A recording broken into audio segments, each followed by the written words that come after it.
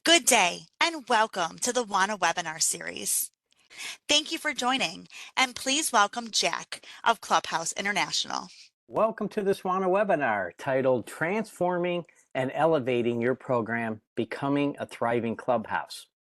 My name is Jack Yatsko and I'm the Chief Operating Officer with Clubhouse International and will be moderating today's webinar. We have with us colleagues today from two clubhouses in the United States. Lotus House is located in Topeka, Kansas, and AIM Center is located in Chattanooga, Tennessee. Now, when we talk about the words transforming and elevating your clubhouse, this can mean a couple of things.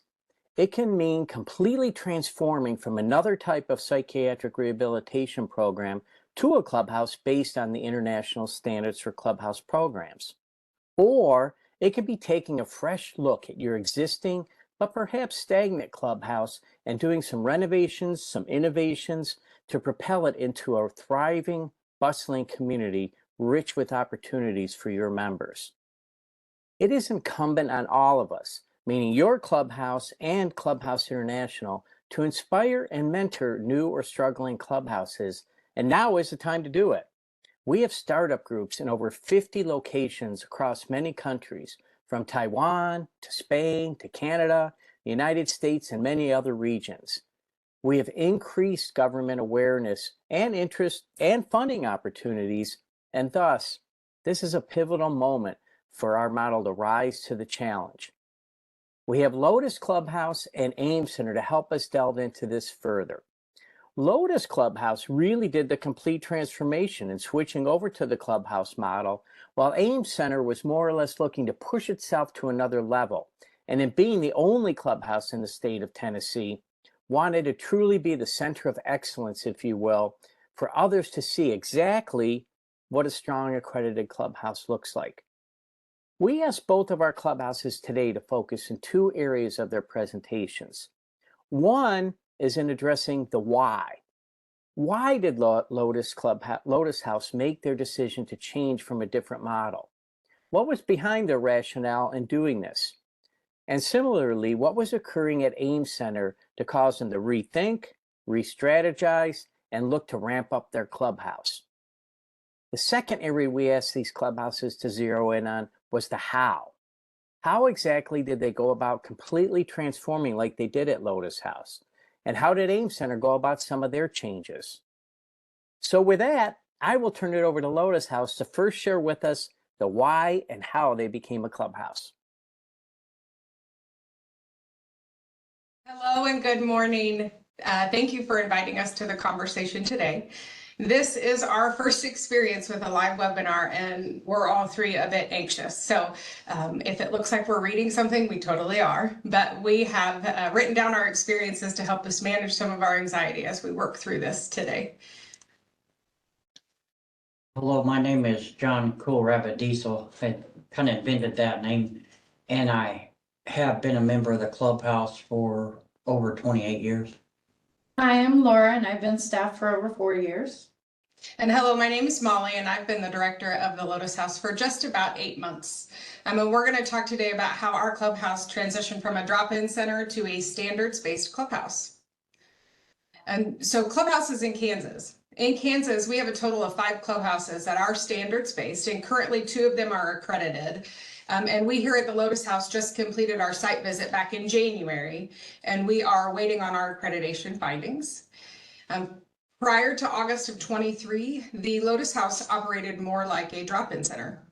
The standards were posted on the wall and staff attempted to have unit structure, but often there was individual work being done, there was fighting among the membership, and there was no ownership of the program. It was a tug of war that happened here. I left for months and there was little to no improvements. I couldn't do it by myself or with the members on board at the time, sharing similar ideas. I was looking for something that wasn't in existence yet. Yeah, and again, it was hard sitting around and not knowing what you could do or what you should do, and Right. There wasn't very much structure, was there? No, No. hardly any. That's you. Oh, Structure and goal setting go hand in hand. You can't have one without the salt and pepper like. So why the change? With a drive to increase recovery-focused models in Kansas, a lobbyist from Wichita went to the Capitol back in 2019 and asked for an increase in funding for the clubhouses, and so that we could expand. And that funding was approved. However, with an increase in funding, it didn't bring an increase of understanding of Clubhouse. There was a tug and pull between the leadership at the Clubhouse and the Auspice Agency. The understanding of Clubhouse wasn't there. Between 2018 and 2023, there had been over 30 staff changes that had occurred at the Clubhouse, including 5 directors. And this hurt all aspects of the Clubhouse, and it created a sense of distrust. So back in October of 2022, CEO Brian Blevins was brought on, and he hired me as the Clubhouse director in June of 23. And both of us went to training at Genesis Club in July of 23.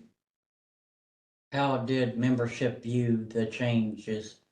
I have been a member of the Clubhouse for over 28 years. I have been seen and been through all the staff changes. When I come to the Clubhouse in today's time, I am not in fear anymore, and fear is kind of the blocker of good. As members, we had heard about clubhouses and standards was not a new idea, but they were not followed. Before it felt like Operation Mindcrime. People brought their own baggage here. Some was good, but it collided with what needed to be done at the time. Now it feels purified and filtered.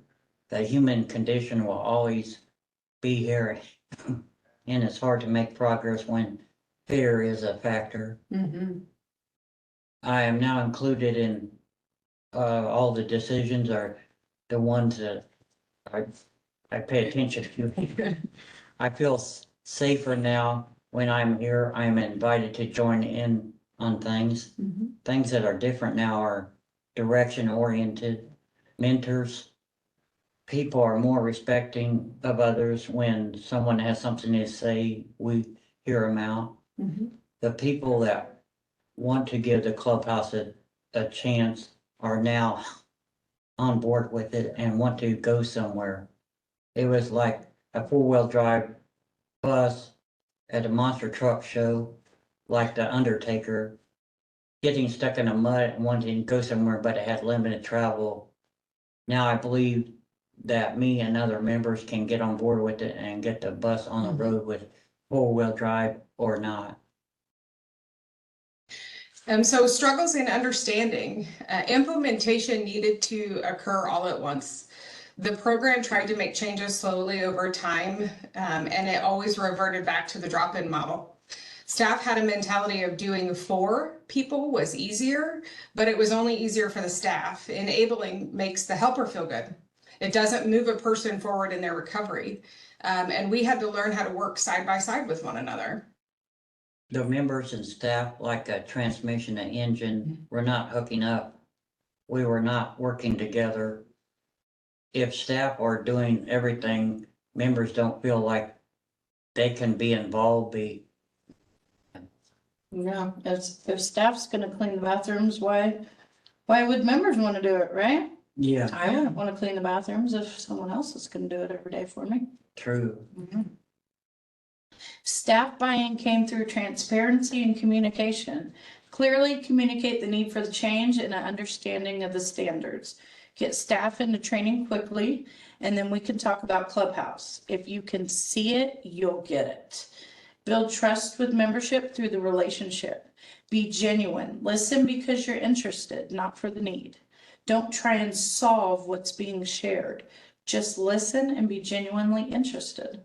So I remember in previous roles and through training and my education, being a social worker, I'm often told, when somebody asks me a personal question like, oh, are you married? My response should be, well, why are you interested in that? Or what makes you ask that? And where now I can just genuinely share, yep, I've been with my husband for over 20 years and we went on our honeymoon in the Caribbean.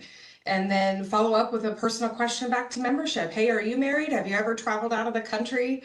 Part of our work in Clubhouse is building relationships with membership that's egalitarian. Allow members to be the expert. Allow members to teach the staff. Be consistent and reliable. Follow through on commitments and reliable on providing support and connection to resources. Be okay in the silence. Ask the question and just wait. Membership will eventually speak up. This may feel uncomfortable, but experience of most membership is a dictatorship from staff. Their experience has taught them to allow staff to make all the decisions. If you just hold it to the silence, it'll eventually be broken with wonderful ideas being shared. We went to training. Now what? Brian, CEO, and Molly went to training at Genesis Club and came back with the motivation to bring Clubhouse culture to our clubhouse. Prior to leaving for training, decision was made to close the clubhouse for 1 week and revamp the space completely. This closure was discussed with membership for weeks prior to reduce the impact. During the week of closure, limited membership was invited to join and participate in decision-making and organization. An important reason for the closure was to create a wow factor upon reopening. It was important to create a new environment to send a clear message of creating a standards-based clubhouse. While at training, the director shared information with leadership about changes that needed to happen immediately upon return, or this transition would not work. Leadership responded with commitment, and when the CEO joined in training the next week, he understood why. He saw Clubhouse. Some of those immediate changes were closing down the showers and laundry, no longer serving free meals, and the clubhouse taking ownership of their budget, creating a sense of dignity and empowerment for recovery. During our week of closure, the space was completely cleaned, behavioral expectation posters were taken down, unused furniture was removed, showers were closed, all furniture was replaced, the space was organized and more welcoming. Here's a peek into all of our changes. Inventory room was cleaned and organized, allowing more room for members and staff to work together in the space when needed. Our wellness unit now has a unit board to facilitate unit meetings and to outline work for the day. It's a more user-friendly workspace where members and staff can work together. And in our administration unit, we have a more organized unit board. We are now using our hydroponic machines to grow our own veggies inside our clubhouse. And we have an organized workspace so that we can work side by side. The outline of the thrift store is more organized and spread out. I like the sales table and I like the personnel that work there. This is our snack bar. We moved the bar out so we can sit together and enjoy coffee. Through house meetings and consensus, we also renamed all our spaces. So this is now known as the Lotus Lounge Snack Bar. So our dining room previously had plastic picnic tables and chairs. We changed these out and updated them with nice wood tables that are welcoming and allow for multiple people to enjoy a meal together. Reception area, before it's closed off and disorganized, things were taped to walls and counters. Signs like no fighting unless you were fighting Irish were hanging up. I didn't like the no fighting signs because I didn't have my boxing gloves at the time. Kidding. Why would I come here for that kind of word for word? Now the reception area is welcoming. We have a greeters table, a welcome board that has announcements and is no longer blocked off by a table. The meeting room, before it was cluttered and it didn't allow for room in the space to work side by side. We now use this room for our morning meetings and our big house meetings. We keep the chairs stacked up when not in use, and we have the standards posted up on the wall to be seen by everybody who joins us. Employment's now discussed at each morning meeting and celebrated. We have a job board that's updated weekly, and we recognize all our members who are working in the community. So now ready for action. We welcome back to all of our membership on July 31st, and we had a house meeting where the action plan that we had made at training at Genesis Club was shared. The placement of expectations and ownership was shared, and the shift from drop-in center to a standards-based clubhouse was discussed. At the meeting, some of the members were upset and they left, and some challenged the changes, but others embraced it. And since then, we continue to reach out to all of our membership and invite them to join us. And we want people to know that they are still welcome at the clubhouse. Some people still challenge the changes, but others are thriving. And now our members are valued and engaged. So the ongoing support. One aspect of Clubhouse is support from one another. Clubhouses and the Clubhouse International team. I remember leaving Genesis Club feeling the fire to bring the model back to Topeka, to bring the environment and community and growth to those people who deserve it. And then getting back home and making that shift hurt my heart. Although in my head I knew it was gonna be worth it in the end, doing so was hard.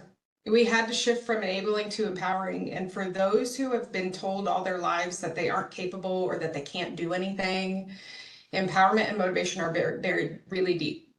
So staff had to be trained on making very conscious decisions every day with our words and our actions. There were times that we would leave, and at the end of the day, we would feel the progress, and other days we'd leave and it just felt broken. I have continued to reach out to Genesis Club and to Clubhouse International for support, and the response that I receive are so valuable and so motivating. People in Clubhouse don't come from a proprietary model, they support one another. And I've been told multiple times that plagiarism is a form of flattery. I've told Ruth from Genesis Club, if she walked into the Lotus House, she would see so many things that look familiar because we used their ideas and then we modified them to make them our own. The ability to offer encouragement and then connection to somebody who's been through it is so helpful, and it reignites the fire that we had when we left Genesis Club. The Clubhouse movement is supported, knowledge is shared, but not within competition. The ongoing mentorship has been pillar to our continued drive to hold the standards because Clubhouse does work. Oh, and now we have our Clubhouse family intact. We still have our bumps in the road like all families do, but we continue to work towards a community of respect and growth. And just one final thought, one final piece to add is that the Lotus House is 6 months into this transition, and each day continues to feel different, some good, some bad. Going to training lit a fire of motivation, but it also brought some intimidation and some worry. And so remembering that we are new, it's important. Genesis Club is a clubhouse that's over 35 years old, and Genesis Club is our long-term goal, but we won't get there in 6 months. We have to learn how to show grace to one another while we are in our growing pains. We had to learn how to have conversations with one another that fostered growth. And we continue to add other clubhouses to our support team through networking and collaboration. And we all work every day to make the Lotus House our clubhouse here in Topeka. Thank you. Thank you, guys. Thank you, Laura, John, and Molly. Thank you so much for the depth of your presentation. I was taking some notes in it, and I think a big part of John, when you were talking about getting the bus out of the mud, and the high turnover, the things like signage, no fighting. When you go into a restaurant or church or a Rotary Club or any kind of business, you don't see signs that say no fighting, no this, no that. And so too should our clubhouses have that kind of respectful, dignified environment. And so those pieces about members being involved in the budget, the space changes, going to training, your auspice agency person going to training, that builds that dignity and respect. And you mentioned from enabling to empowerment. And I think that's very powerful words. So members have a sense of ownership of the community. You mentioned family and how the clubhouse feels like a family. So too, I've always felt like the whole Clubhouse International network's like a bigger family. Molly, when you said people are more than willing to share their ideas, don't be hesitant to reach out. to Lotus House, to Clubhouses. People are more than willing to share not just what's worked for their Clubhouses, but what hasn't. Their presentation is chock full of, building real relationships, egalitarian structure. Molly being afraid to answer a simple question from a member because she was trained in this sort of clinical way of responding rather than just being real with people. And I think that aspect of being real and having intentionality with your space, those photos are very distinct about the before and after. So, and then in your closing, you mentioned allow yourself some grace. You guys are 6 months into this journey. And so well done with, the progress that you've made thus far. And thank you for sharing in today's webinar, the Lotus House journey. Absolutely. Thank you, Jack. Well spoken. So right now, let's turn it over to AIM Center and hear from Catrice, Justina, and Anna. Oh, hello, and welcome from the AIM Center. We are excited to be part of this conversation. There are 3 of us representing today. Hi, I'm Justina. Hi, I'm Catrice. I've been here it will be 3 years in June. And I'm Anna, I'm the president and CEO here, and I've been here about 2 years. So you're going to hear from us today a little bit really about the why in our transformation here. That was really important to us. So you're going to hear from me first, and Justina's going to give you some of that member perspective in the journey that we've been on, and then Catrice is going to talk to you about the why for programs and how we did some of that, and then I will sort of finish us up with some of the how from a more operations point of view.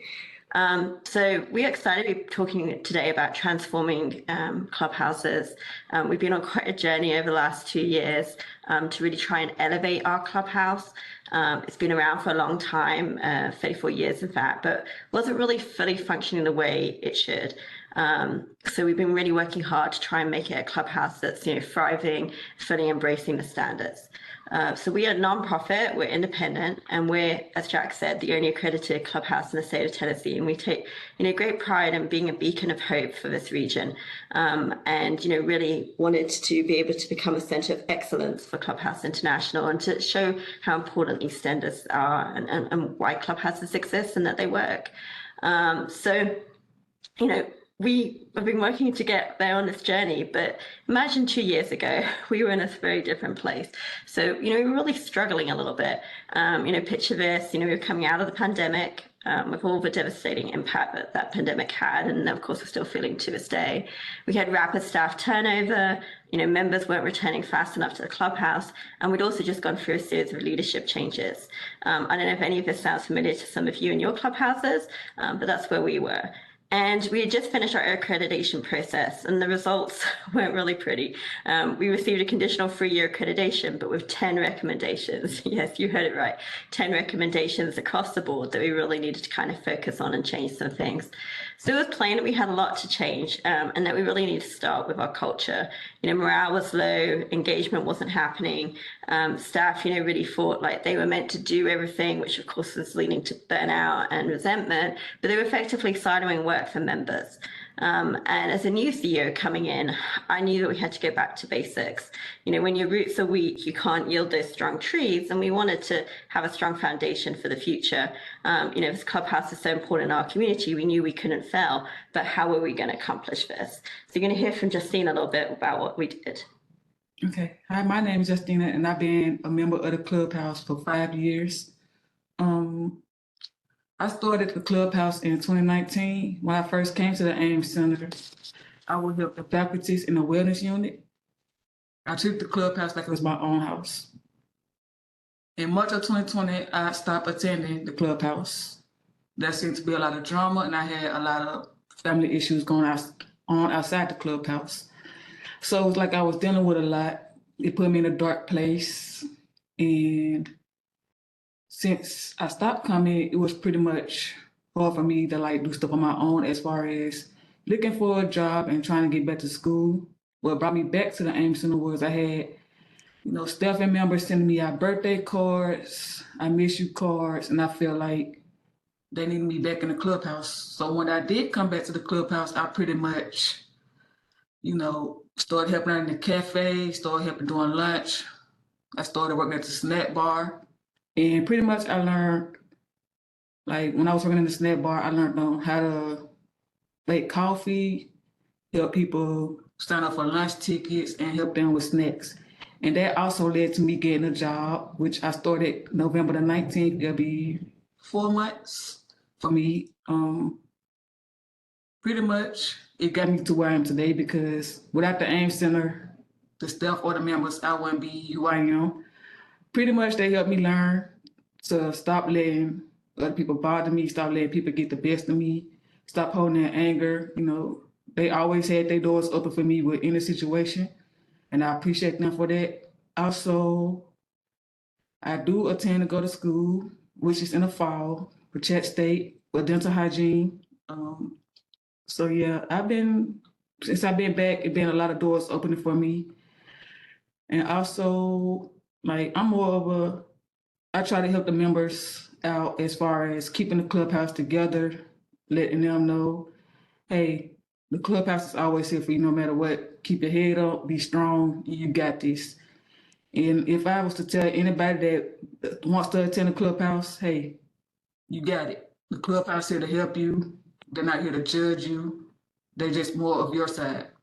So just stay strong, you got it. And I also, since I started back coming to the clubhouse, I also went to international clubhouse training.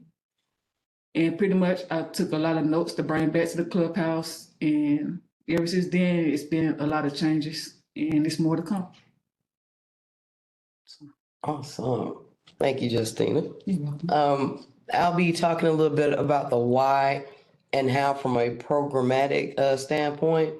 As Anna said, we came to a point where morale was low, our attendance was low, specifically in our afternoon hours. And we could just see that we weren't doing the work that needed to be done. And we knew that something had to change. There were different issues as far as our supports, making sure that they were giving our members what they needed to transition into those environments that they were looking into. We decided, hey, let's survey and see what's needed and make those changes. So we did survey after survey after survey, and we took those results seriously, and we jumped into action. We started adding more supports, more interaction and engagement. And then, like magic, the magic wand, nothing happened. And we wondered why. We listened, we changed. What happened? We had the same members that are normally engaged and involved. Those were the ones that were still there. But there were a few places that we realized we did not concentrate on. One was the outlook of our staff. This isn't a normal job. This isn't a manufacturing job. This isn't a job where numbers and photo opportunities and all of that matters. This is a job where we are taking a person and healing them holistically. So it's very important. And the mindset is the most important. So we knew that that's where it had to change. That's where the change had to start. We also realized that we did not get the right kind of member buy-in. They were telling us the things that they wanted to do, but we neglected in focusing on what they needed, the supports that were needed to make them successful in the community. So that's where we started concentrating. So as far as how we started making those changes after we bumped our heads, we focused on training first and foremost. Me, myself, when I came in, I've worked in mental health for a while. I knew what I was doing. Clubhouse model, yeah, I've got that. I understand that. I am an engager. I can engage a tree if I need to. I've got it. Anna sent us to training in June of 2022. And that is when I realized I had absolutely no idea what Clubhouse was until I saw it in action. And being able to go to that training really helped to shift my mindset and allow me to come back to the clubhouse and help shift others' mindsets. We realized we needed to get member buy-in. And we did this in a couple different ways. We made sure that we had suggestion boxes in different places in the clubhouse so members can be comfortable in anonymously giving their suggestions. We enacted what we call Your Voice, which is a meeting where we all get together, talk about some of the things in those suggestion boxes, and as a community, find solutions and ways that we can improve. We made sure that we let our members know that this change is dependent on you guys. We can't do it alone, and it's for them. So we wanted to empower them to feel free and have the space to give their thoughts, feelings, and ideas about the changes and about the direction of the AIM Center. We focused on making our work order day more lively and meaningful, making sure that some of those bigger tasks we broke down into smaller steps so that it took a little bit of the intimidation away from getting members involved. We also, in working on our work order day, we focused on bridging that to our employment and our education supports and really focusing on that as a model of transformation. We also made a point to return to more recovery-based supports. So giving our members what they need to go out in the greater community and be the success that they see for themselves. We focused on getting the standards out into the community, discussing them on a regular basis, and making it more of a way of life here at the clubhouse. And then we also focused on the elements of social practice. So that engagement, looking at the space and changing things in that way so that we had a bigger foundation to build on. And as Lotus House said, this is a work in progress. Change is the only consistent thing in life. And with our members' help, we're able to make the AIM Center what it needs to be and a great tool and support in the Tennessee area. And so, in order to support some of those programmatic changes, we also really needed some organizational, operational support as well. And we did that in really 3 key areas. And one of those was, to have that shared cultural shift that had to extend to everyone. Our board needed to be part of that. It really just needed to be something that both leadership, members, staff, everyone together as a community was coming together to understand and support. And in order to do that, we really need to, build greater trust and relationships, spend time kind of getting to know each other. Suddenly, as a new CEO coming in, no one knew me. It was hard to trust me because, if you don't know someone, it's hard to know what they're going to do. And so I think it's really important that we just took that time to have conversations for, to be seen, to spend time together in community, and to also remember that actions speak louder than words. And so, if you're going to say you're going to do something, make sure you follow through. And it was really important to us to make sure we're building a real sense of belonging and community here. We've been working really hard on, centering justice, diversity, equity, and inclusion and what we do, and making sure that we established, actually this was a board, the staff and members side by side established a charter of what we wanted to see here in our community and see here at the AIM Center. And from that stemmed a committee. And we've really been talking about what it means to be authentic selves when we walk through the door. And so, all of that was centered around values because, the why of Clubhouse is so important. Without our members, there isn't a Clubhouse. And so, we really, like Lotus House, kind of looked at how we are enriching and celebrating the lives of our members here at this Clubhouse, and believing that, our members can achieve, that together we can all achieve as a community. And that, if we set expectations that started out that we can achieve, then, that's the magic, right? That's kind of where we all kind of evolve from there. So we really focus on those abilities in our community, and make sure we're not leaving anyone behind in that. And of course, those key words are saying that you're wanted, needed, expected. Those are things that we, utilize regularly and mean as part of what we do in our community. A second part of doing that operationally was to kind of really go back to embracing the standards. So again, kind of having that sort of recommitment by the board, staff and members to Clubhouse training and our standards, to remember that they are member rights, that they're there for a reason. We had recommendations around sort of membership, relationship, space, work order day, and supported employment. And so in all those areas, how could we kind of go back to those standards as kind of like a guidebook to help us kind of through that? We effectively use that to sort of start forming a sort of strategic plan for this place, really inventorying our existing resources, identifying what we already had that worked, what didn't work, where some of those barriers were, and how we could kind of come from that. As an example, one of those areas was around membership. And we had, long ago, because of funding restrictions, really limited who could come here to those who had Medicaid, in particular, certain types of Medicaid. And we really wanted to make sure that this was a place that everyone who needed us in this community could come. And so we, as a community, got behind the idea that this was a place for everyone. But then, of course, operationally, we had to think through, well, that's nice, but how do we make that work? How do we make that sustainable?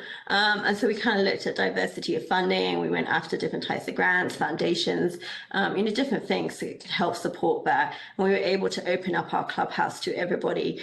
We've, had people here for, I guess, a little over a year. And it's really just helped to make this a thriving place for everyone. And that third piece operationally that we kind of focused on was that continued education. I think you've heard a lot from Lotus House on how important education has been to them, from Catrice on, from programmatically how important it is. It really is important, to remember that we are not alone, and that there is lots of support out there. When I first came in as a CEO, I reached out to Clubhouse International, to Fountain House, to get connected with people, and they put me in touch with a wonderful mentor from Fresh Start Clubhouse in Michigan. I think it's important to be able to, find places where people are doing things right. They're, encountering some of the same struggles as you, and they've got some great ideas and solutions. And, you can kind of look at how this might work in your community. And really, when you go to training, it is an investment, but it's, a critical one. And it's so important to make sure that it's not just the people who are going to training that get something out of it. How can you make sure your clubhouse is ready to be invested in that too?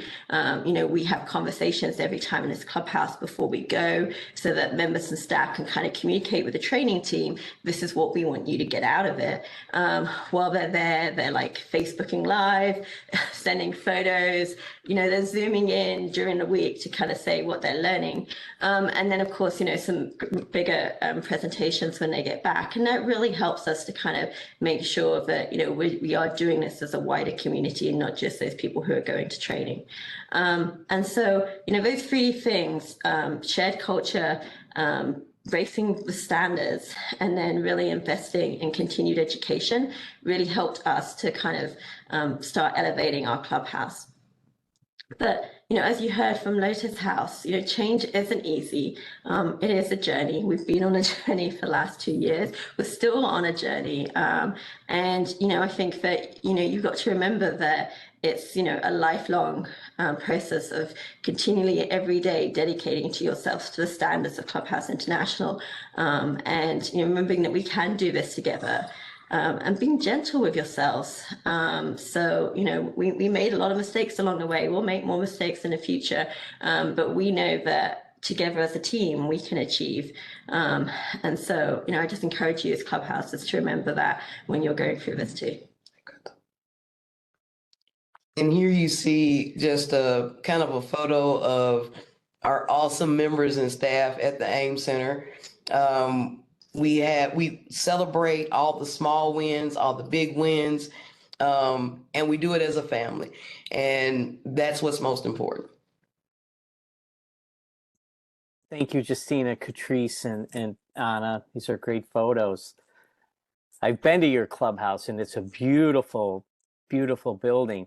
I think trying to summarize some of the pieces that you guys spoke about, the culture shift, embracing standards, education, and training. I'd like to add a couple more, because I think that you guys have done something that's really, really hard in elevating your clubhouse, and that's your level of humility and your own self-effacement. Catrice, when you said, we weren't doing the work that needed done, that's hard to look in the mirror and own up to that. You had an accreditation report that reflected back, to some areas to address, and you really took that step back to look at the forest through the trees to say, you know what, we need to address this. That example, Anna, that you said about members in the United States, there's this insurance funding called Medicaid.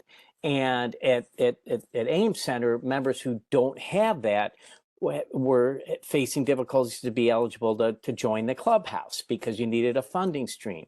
Well, you guys really tackled that instead of saying, well, we can't do it, we don't have the funding, therefore the standard. You guys keep talking about the standards. The standard says members, the clubhouse is open to anybody with a mental illness. It doesn't say if they have Blue Cross Blue Shield, Kaiser Permanente, Medicaid, or any of that stuff. So you guys really did the extra lift in examining.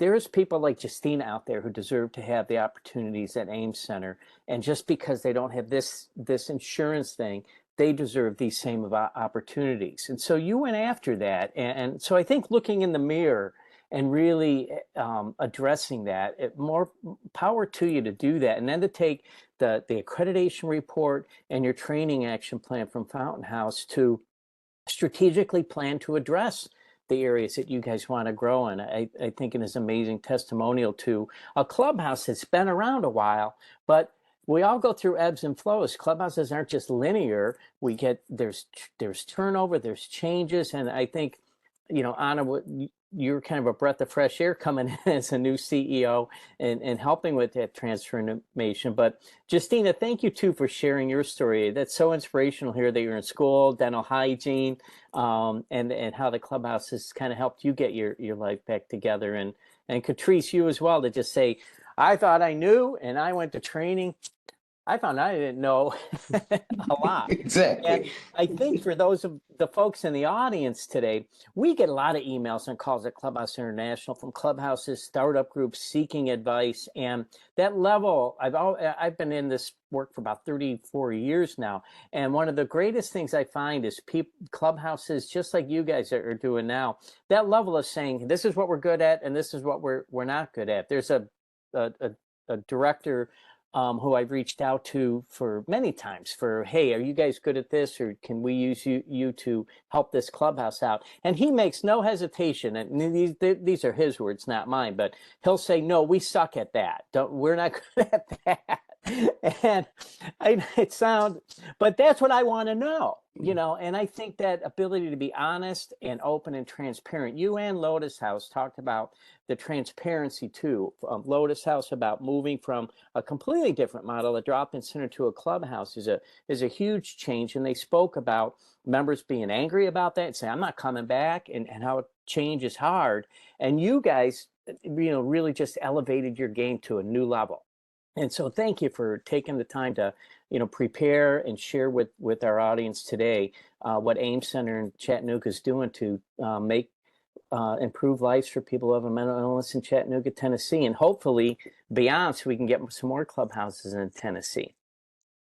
So right now, what we'd like to do, we have some time to take some questions from the folks who took the time. Thank you, everybody, who's joined in to listen to this webinar today. We appreciate you taking the time to come and listen to Lotus House at AIM Center. So, Jessica, do we have some questions that you can pop in the chat for us?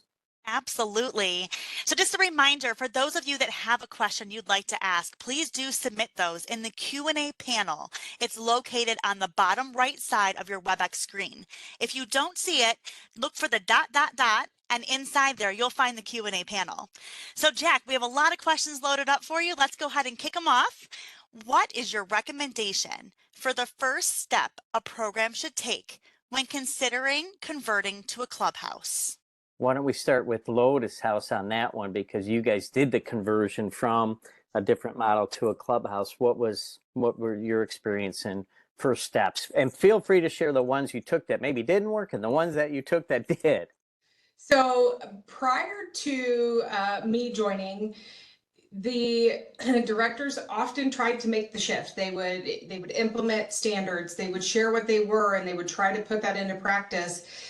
And it was difficult, and it often reverted back to drop-in model and one-on-one work and addressing crises and getting community resources in and getting into training and seeing how it truly operates set the tone. It made it make sense. And so for me, and I know for my CEO, Brian, that's what made it make sense, is seeing it in action from the beginning. And so the biggest thing we did is we made that shift all at once. Instead of trying to do little things at a time, it was all at once we made that shift. Do you agree? Yeah, that was the biggest thing is, like she said, not doing piece by piece, like taking the showers here, starting charging next month for meals. We just did it all at once. We said, starting September 1st, these are all our changes. And that's when we did lose a lot of membership. People were upset about it. Change is hard. So some people have came back and we've lost some membership, but we have our tried and true who are still here with us and are loving the changes. So Got the new ball rolling. yeah, it was hard, but Molly doing training her first 2 weeks of being thrown into the job was really awesome. I think too, just to build on that, you guys are in Kansas and there's other accredited clubhouses in your area. So when the question is, you know, about what are some of the first steps to convert, I think educating yourself. And so both your clubhouses took advantage of going to training. We have 12 international training bases around the globe. But I think if you're in a community with other accredited clubhouses, go visit them. Go to our website and start looking at some websites, download articles, download videos, download previous WANA webinar series to educate yourself about what truly a clubhouse is as one of the first steps. If you're wanting to change, you want to know what you're going to. So educating yourself even before you would go to comprehensive clubhouse training is a big key step. And if you're starting a new clubhouse from scratch, we have a new clubhouse development training that's designed for groups that don't have any infrastructure. And so if you're in the camp of I have a program that I want to change to a clubhouse, comprehensive training is typically a good next step. But the educating yourself, I think, is important. And if you don't yet have a clubhouse, you're just starting from scratch, we have a training designed for those groups too. Catrice or Justina or Anna, do you have anything else to add to that one before we go to the next question? I mean, I think just, I would just echo that you can't be 1 foot in and 1 foot out. So if it's important to you to be a clubhouse, you really do need to kind of, embrace that wholeheartedly. And so, from our point of view, I think it was the same kind of thing. Lotus House talked about making the changes all at once. I think you just have to have that commitment to wanting to be a really good clubhouse and, and then just go for it. Not be afraid to go for it. I agree. And with what Lotus House was saying about losing membership in that change, that's hard because you don't want to lose anyone in the process, but you have to focus on what the actual point and purpose of what we're doing is. And also let the membership know why we are making these changes. What, like you said, the end goal is to better support you. So, it's hard, but change often is. In the end, it's worth it. All right, let's go to the next one, Jessica. What was the most important part of improving the structure of your program to ensure that it was following the Clubhouse model? Do you guys want to start on that one, AIM Center? Sure. It's a few different things. Mainly making sure that we're rooting our changes in the standards and making sure that we are following those. We are letting our members know, like Anna said, these are basically their Bill of Rights. These are things that we're not trying to force it on you. We want you to know you have these rights and you should expect these things from a clubhouse. We also embraced the elements of social practice. We upped our engagement, not just the amount of engagement, but the quality of it, how we were engaging, like getting used to being able to give a member space to not be involved. That's sometimes hard, but having that is just as important as getting our members engaged. That's how you can. Those steps, those finding the hidden talents. We call ourselves talent scouts. Finding those hidden talents in your members and showing them how it goes into the social practice, into our Clubhouse standards, and just gluing that together. Thank you. Anything to add, Lotus House? So one thing that we worked really hard to do was make sure that the work order day still addressed what the needs were. So we made a lot of changes, but we made sure that we didn't take anything away that wasn't still available. Maybe at another community resources, we made sure that that information was present, was visible, and was handed out to anyone that still needed that support, even if it wasn't inside the doors of the clubhouse. But we also want to make work fun. Nobody's gonna, oh, I'll clean the bathroom, I'll clean the bathroom. So now we'll play rock, paper, scissors to see who's gonna do the mirrors and who's doing the sinks. We'll play music as we push the cart around. We want to make work fun because we want people to want to be here. And the message that I send is, I want work to be fun, so let's make it fun. And along the way, we're still building relationships. We're still building that connection.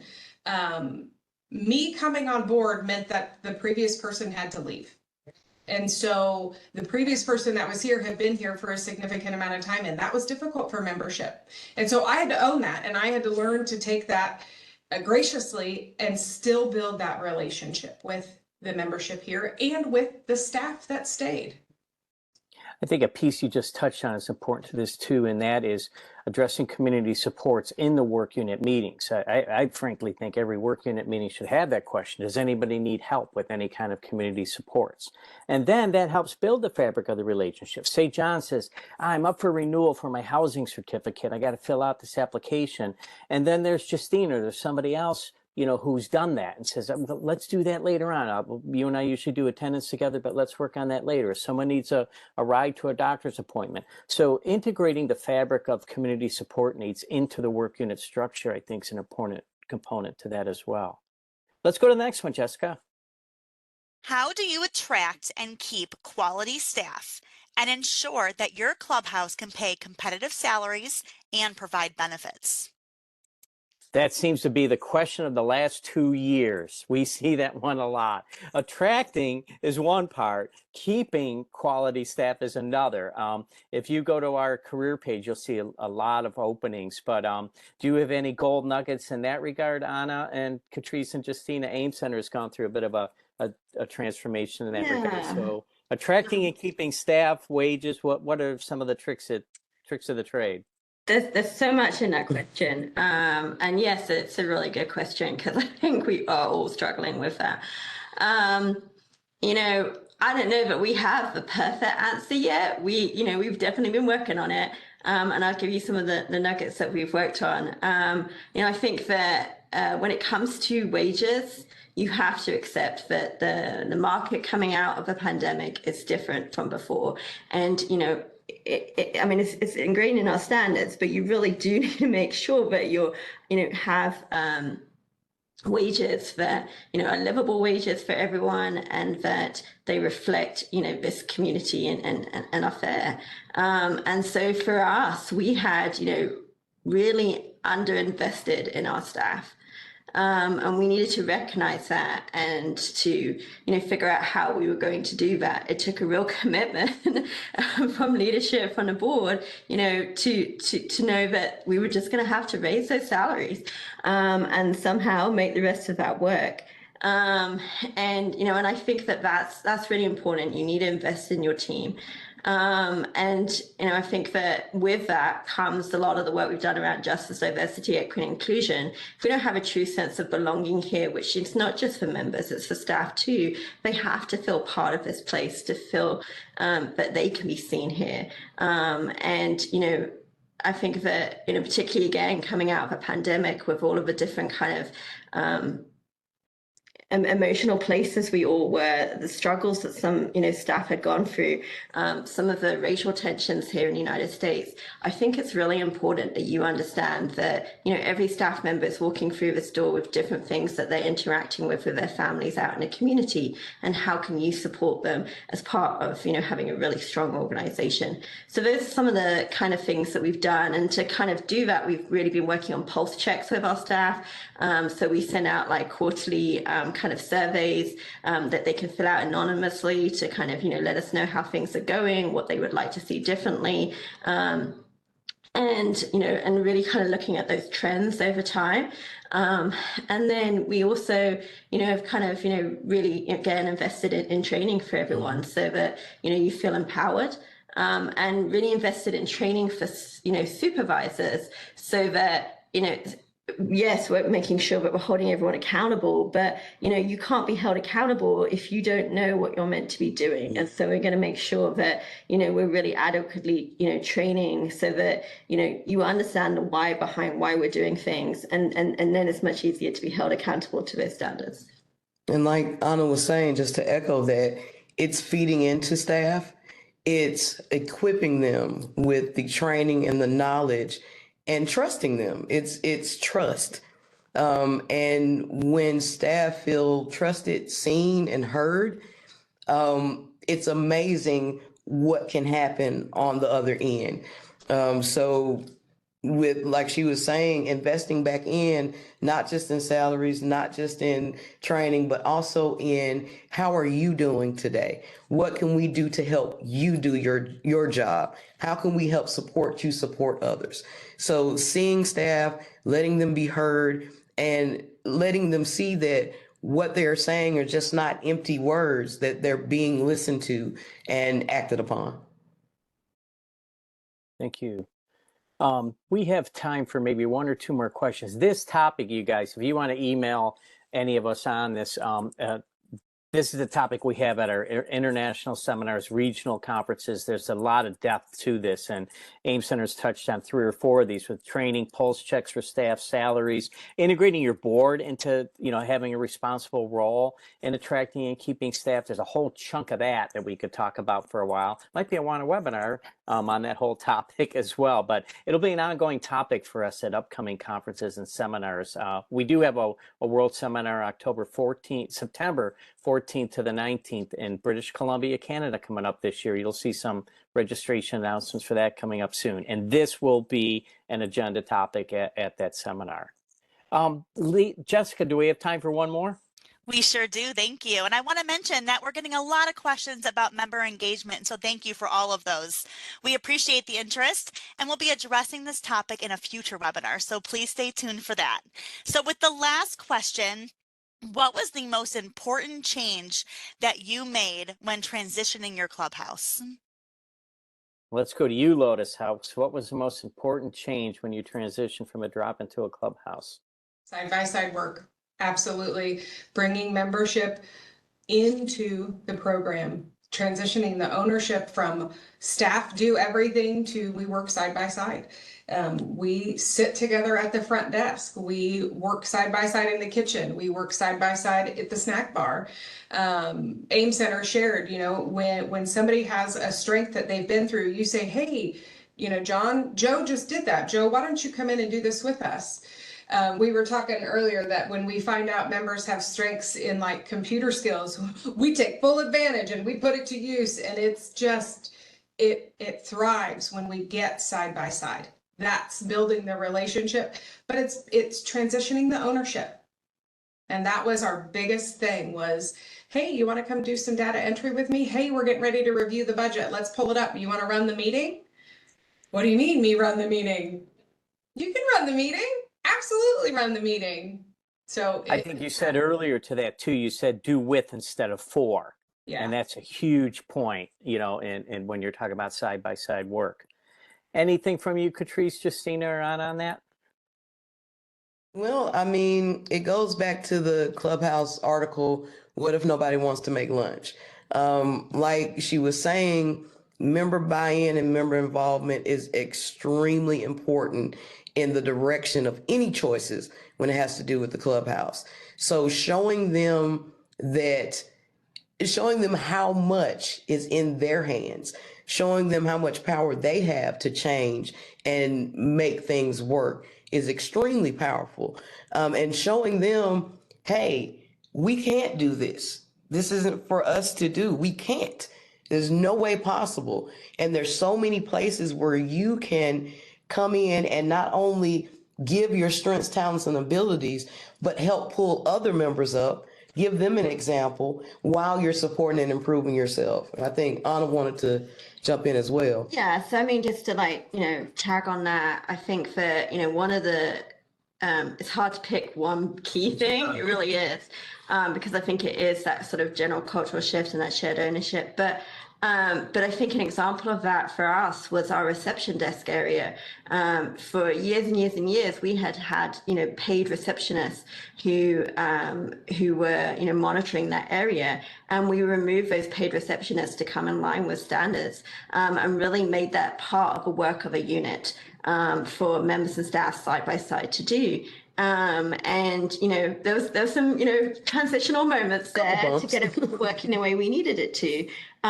But once it did, and once things started to click, it was just amazing and transformative for us. We had members who had always helped in that area who felt like they could train other members and could release some of the work, that it didn't just have to be, their work.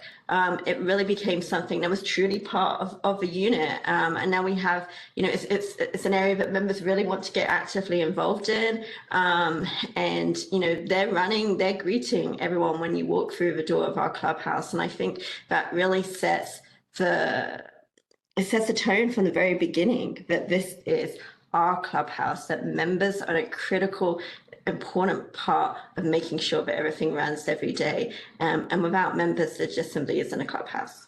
Yep. Well, thank you for that. Before turning it back to Jessica to close us out, I want to thank Justina, Catrice, Anna from AIM Center, John, Laura, and Molly from Lotus House, and the wizards behind all of this. When you think of the movie The Wizard of Oz, there's a lot of folks behind the scenes helping to create these WANA webinars. I want to give a shout out to the Fountain House crew, Michael Hamlin, Lisa Kessler, Kinga, Ruth from Genesis, Sarah from Clubhouse International, and our IBCI team, Jessica and Nikki. There's a lot of folks with the dials and doing cool things behind the scenes to set this up. So back to you, Jessica, to close us out for today. And thank you for each of you for taking the time to attend this WANA webinar. We appreciate all the participants and hope you came away with some good tools for your clubhouse. Thank you, Jack, and thank you to all of our presenters today. If we have not answered your question, please send an email to wanawebinar@fountainhouse.org. The recording will be made available next week on our WANA Webinar Series YouTube channel. Please take a moment to fill out the short survey that will appear once you leave the event today. Thank you again for joining today's webinar, and be on the lookout for announcements regarding our future webinars. Thank you all and have a wonderful day.